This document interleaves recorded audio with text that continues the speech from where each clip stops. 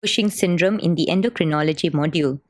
By the end of this topic, you should be able to define Cushing syndrome, explain the pathophysiology and causes of Cushing syndrome, describe the clinical manifestations of Cushing syndrome, outline the investigations to screen and diagnose Cushing syndrome, discuss the approach to a person with suspected Cushing syndrome, and finally explore the complications of Cushing syndrome. Let's get started. Cushing syndrome refers to an abnormal condition caused by excessive levels of cortisol, either due to an endogenous or exogenous cause. When corticosteroids are administered externally, a condition of hypercortisolism called iatrogenic Cushing syndrome develops. Meanwhile, when the hypercortisolism results from an over-secreting ACTH, pituitary or adrenal dysfunction, the condition is referred to as endogenous Cushing syndrome. The causes of Cushing syndrome can be classified as endogenous and exogenous, where exogenous causes are iatrogenic, such as prolonged exposure to corticosteroid therapy. Meanwhile, endogenous causes can be divided to ACTH-dependent or independent.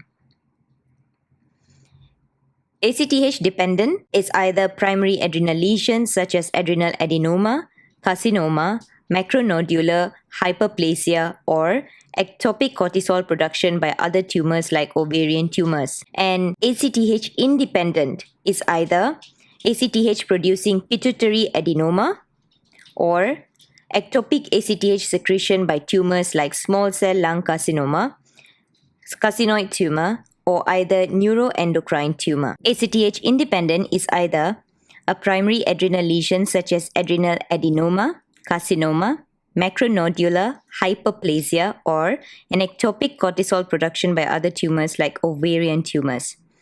And ACTH dependent is either due to an ACTH producing pituitary adenoma or ectopic ACTH secretion by tumors like small cell lung tumor, carcinoid tumor, or other neuroendocrine tumors.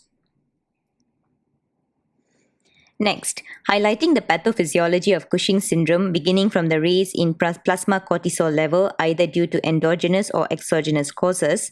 Excessive cortisol results in increased rate of gluconeogenesis, glycogenolysis, and increased insulin resistance. This occurs when the steroid hormone directly disrupts the metabolism of glycogen, protein synthesis, Krebs cycle, and fats. Subsequently, patients develop purplish striae of the torso, osteoporosis, and poor wound healing owing to prolonged protein catabolism. On the other hand, excessive cortisol interrupts immune system by decreasing the lymphocyte levels and raised neutrophils, and reducing other immune cells like interleukin-2 and tumor necrosis factor alpha. This results in a state of immunocompromise leading to recurrent infection. Besides, high cortisol affects the fertility by interrupting the normal function of ovaries and testes. Patients in general may complain of and can be grouped according to systems involved. General symptoms such as unintentional weight gain, especially in the face, supraclavicular region, upper back, and torso.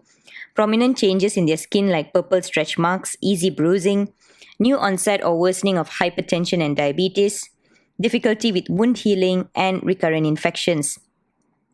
As for the nervous system, some patients may have difficulties climbing the stairs, raising their arms owing to progressive proximal muscle weakness.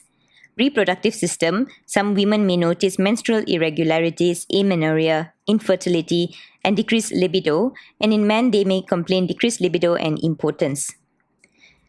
Few patients may also notice unexplained sadness and emotional lability, and patients may also present with complaints suggestive of fractures following trivial injuries or falls. Upon physical exam, various signs can be elicited. On general examination, patients will have larger body mass index, raised blood pressure, and pitting edema. On inspection, we'd be able to elicit violaceous striae commonly seen over the abdomen, buttocks, lower back, upper thighs, upper arms and breasts.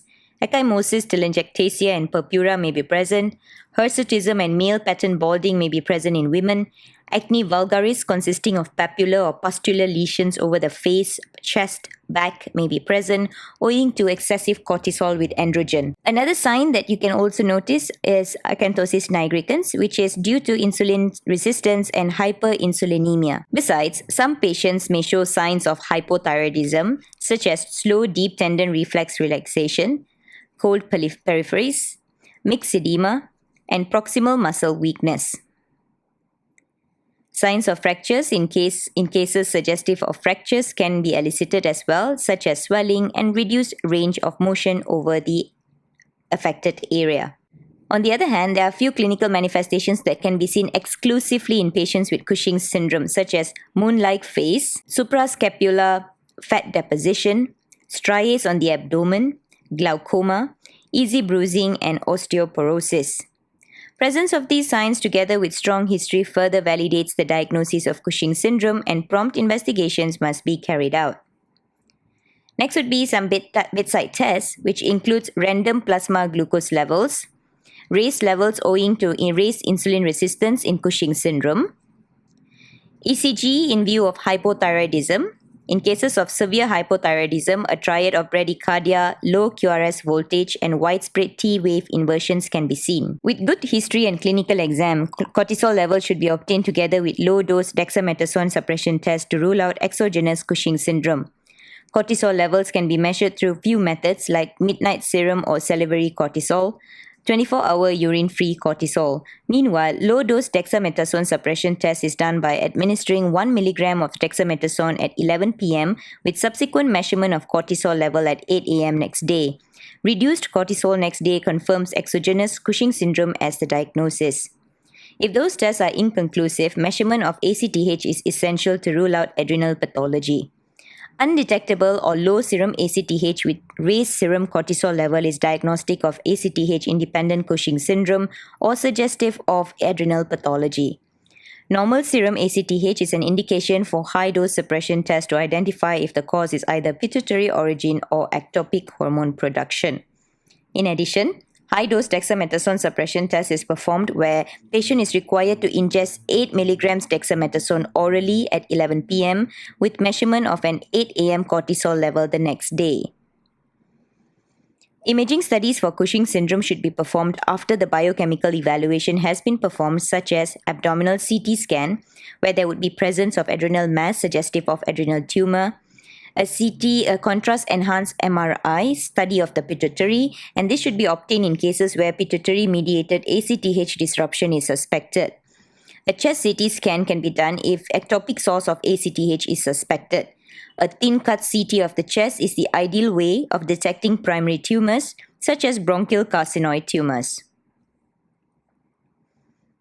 The goal of pharmacotherapy is to prevent and reduce complications of Cushing syndrome. The suggested plans of medical management include steroidogenesis inhibitors, and this is given to reduce overproduction of cortisol. Example of the drug could be osilodrostat.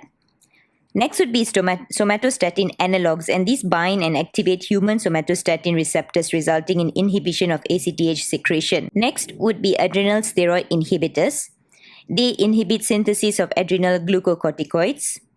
Anti-neoplastic agents, where they alter the peripheral metabolism of steroids, and cessation of steroid therapy, where they should be considered in iatrogenic Cushing syndrome. Surgical approach is the choice of management in cases of tumor or failed medical management. Surgeries that can be performed are based on the etiology, such as resection of pituitary tumors and bilateral adrenalectomy, that is reserved for patients with pituitary hyperadrenocorticism, which do not respond to both pituitary exploration with possible adenomectomy and irradiation. Adrenalectomy requires lifelong corticosteroid replacement. In summary, Cushing syndrome refers to a condition where there is excessive level of cortisol either due to endogenous or exogenous causes. In general, patients may exhibit various signs which are suggestive of Cushing syndrome or hypercortisolism, such as moon-like faces, suprascapular fat pad, abdominal striae, osteoporosis, easy bruising, which further validates the diagnosis. The investigation can be divided into bedside, confirmatory, which includes serum cortisol, dexamethasone suppression tests, and plasma ACTH level together with MRI and CT scans. Medical therapy is suggested to prevent and reduce complications. Meanwhile, surgical approach is considered in cases where the condition does not respond to medical therapy and if there are tumors that require resection. We have come to the end of this topic. Thank you.